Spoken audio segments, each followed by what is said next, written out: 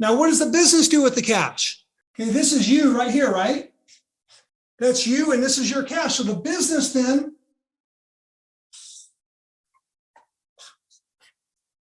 sends the cash.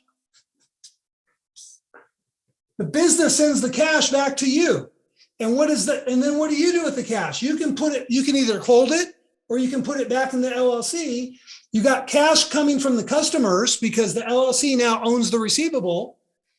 And then the LLC can either distribute that cash back out to you, or it can repeat the process.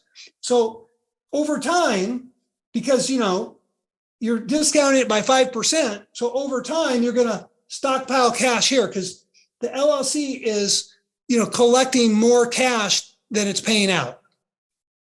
If there's a 5% discount, then, for every $1 million that it collects, it only paid 95,000. So I'm sorry, 950,000. So that's 50,000 of extra cash that built up in the LLC.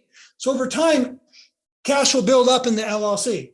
If the discount's 10%, then that means for every $1 million that you factor, there'll be $100,000 that builds up in the LLC. But here's the important part. There's no cash in the business.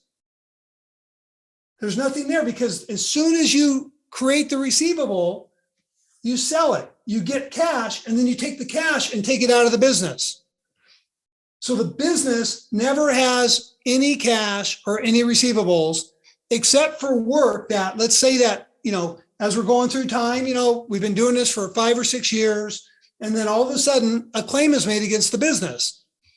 Now, as for any work you've done in the past, there's no wealth in here because all those receivables have already been transferred, and the cash that the business received for those receivables has always been distributed out to you, the shareholder of the business, or the member of the LLC, or the owner of the business. We'll just stick with that for now because we're not saying what type of entity this is. So there's never anything in the business to get.